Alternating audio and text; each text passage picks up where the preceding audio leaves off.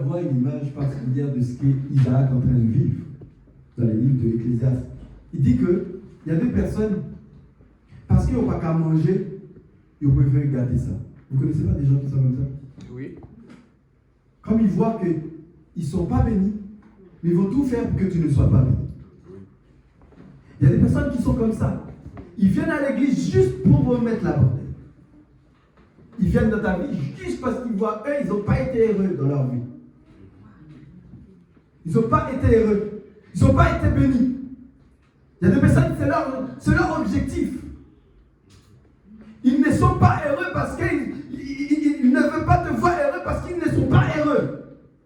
Il ne veut pas te voir prospérer parce qu'ils n'ont jamais prospéré. Il veut te voir tout le temps échouer parce que toute leur vie était un échec. Il veut te voir échouer parce que toute leur vie était un désastre. Toute leur vie était une calamité. Voilà ce qui est. Salomon nous dit, il vaut mieux pour toi, mon frère, d'avoir un main rempli de bénédictions. Pas les deux, hein. Mais au moins tu sais que toutes ces bénédictions viennent du souhait de ton frère. Que tes deux mains remplies sans que tu n'as rien fait. Le monde actuel nous enseigne ça. Tu n'as pas besoin. Sur Internet, on entend plein tout le temps. Ah, tu travailles encore? Et puis nous ne montrons que ça. Ah, tu sais, tu es capable de gagner 4, 500, 5 000 euros sans rien faire. Tout le temps que j'écoute cette pub. Tout le temps que j'écoute que cela. Même l'Internet nous est en train de nous apprendre à être feignants. Ne sais même pas, feignant c'est naturel. Mais là maintenant, jusqu'à nous apprendre à être feignants, c'est chaud. Avant, on ne nous apprend pas à être feignants. On était feignants tout comme ça. Pas besoin. Tu es feignant. Là, tu es feignant. Tu as un diplôme en feignantisme. Maintenant, Internet veut nous apprendre à être feignants. Donc, c'est encore qui complique la situation. Parce qu'il devient des gens qui vont voler, qui vont apprendre à s'asseoir et à avoir la bénédiction après dans leur vieillesse. Apprendre du repos et plus tard, ils vont travailler. Ça ne passe pas pour Dieu. Il faut travailler maintenant. Isaac commence par travailler, commence par fouiller des puits. Malgré le puits a été bouché, il va faire un autre. L'autre puits a été bouché, il lui donne un nom. Il dit celui-là, c'est un puits de querelle, je ne resterai pas, je me fais un autre. Celui-là encore, on le bouche, on le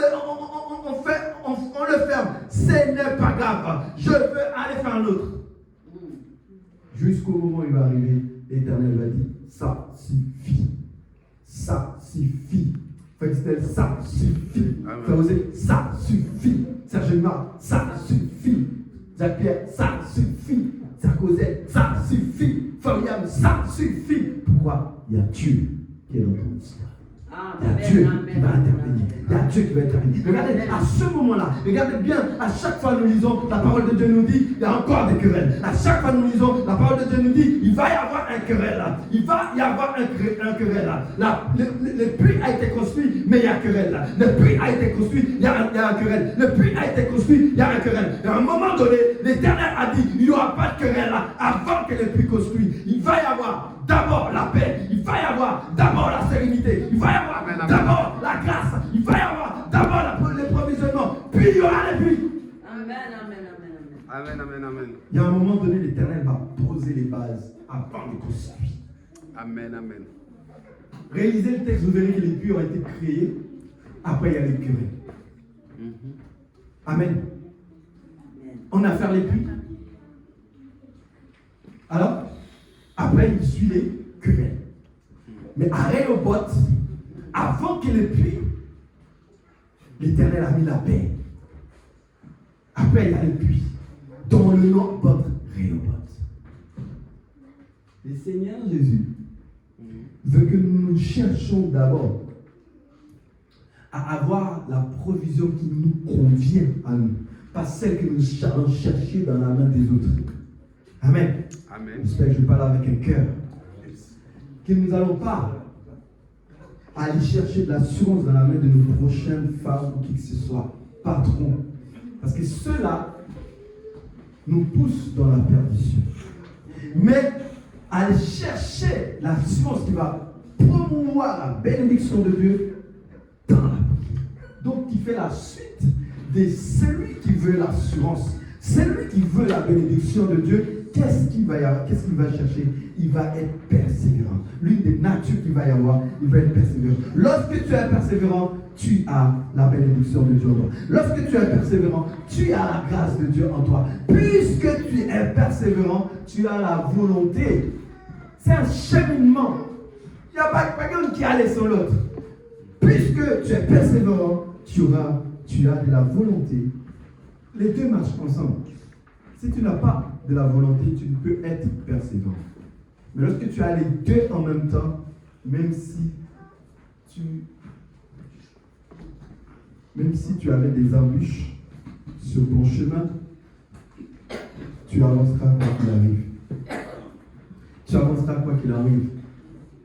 Ne permets pas aux autres de te faire détourner de tes témoignages.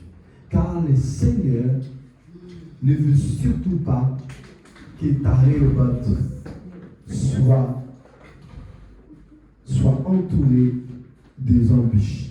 L'Éternel ne veut pas que ta révolte soit entourée de querelles. L'Éternel ne veut pas que ta révolte ne soit entourée de quoi?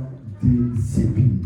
Car si ta révolte est entourée des épines, cela veut dire qu'il va y avoir du sable dans le puits. Amen.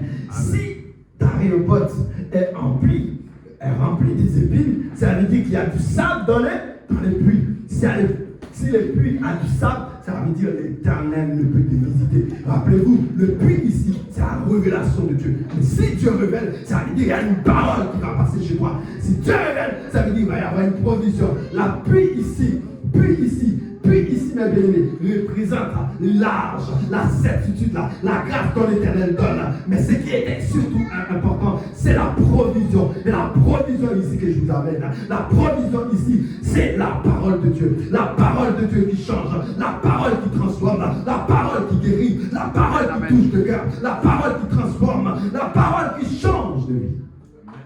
Amen. Si ta révolte, si là où tu es, si ta révolte, je veux dire, n'a pas de querelle, ça veut dire qu'il n'y a pas des épines. S'il n'y a pas des épines, ça veut dire qu'il n'y a pas des poussières. Et donc la pluie, là, le puits où tu as, désolé, à chaque fois je confonds puits et la pluie. Le puits dont tu as, l'Éternel va te visiter. Il va y avoir révélation. Dites révélation, dites une parole, provision. Révélation égale à provision. Dieu ne révèle jamais sans rien dire. Dieu ne révèle jamais sans bénédiction. Dieu ne révèle jamais sans une parole certaine. Dieu ne révèle jamais sans une promesse. Amen. Amen. Donc, mes bien-aimés, voyez-vous, comment peux-tu être le Réhoboth? Comment peux-tu être Réhoboth? Tout à l'heure, je dis, ta destination, elle est à Réhoboth. Maintenant, je viens de te dire, je te confonds maintenant. Je te dis, maintenant, ce n'est plus une destination, Réhoboth, c'est une présence. Réhoboth, elle doit être en toi. Réhoboth, elle ne doit pas être quelque chose que tu dois viser, qui est hors de la présence de Dieu. Mais la Réhoboth est quelque part qui est chez toi. Alléluia. Amen. Le mot est compliqué si vous la comprendre, mais je ne sais pas si vous êtes bénis, je ne sais pas si vous comprenez. Parce que je veux que vous arriviez à comprendre quelque chose, mes bien-aimés. Que l'Éternel puisse vous visiter, mais pour cela, il faudra que vous soyez préparés. Il faut que dans le puits là où tu es là, qu'il n'y ait pas du sable. Dans Matthieu chapitre, rapidement avec moi, Matthieu chapitre 5. Matthieu chapitre 5, le verset 5, il dit, tout à l'heure nous venons de lire une petite chose dedans, il dit, heureux les débonneurs, car ils hériteront la terre. Heureux ceux qui ont faim et soif de la justice, car ils seront rassasiés. Un peu plus tard, il dit, heureux ceux qui sont persécutés pour la justice, car le royaume de Dieu est à eux. Tout ce qui s'est passé avec Isaac. Heureux, servez-vous lorsqu'on vous outrage, qu'on vous persécute et qu'on vous dirait de fausses de vous. D'accord? Faussement de vous. Toutes sortes de mal à cause de moi. Réjouissez-vous et soyez dans l'allégresse. Parce que votre récompense sera grande dans les cieux. Car c'est ainsi qu'on a persécuté les prophètes qui ont été venus avant moi, avant vous, pardon. qui ont été avant vous. Maintenant, passons à un autre verset, toujours dans le même texte, Matthieu chapitre 5, verset 33. Je ne vais peut-être pas aller jusqu'à 45, le temps de faire défaut. La parole de Dieu nous dit, 33, dès verset 33, il dit, la parole de Dieu nous dit, vous avez encore appris qu'il a été dit aux anciens, tu ne parjureras point, mais tu t'acquitteras envers le Seigneur de ce que tu as déclaré par serment.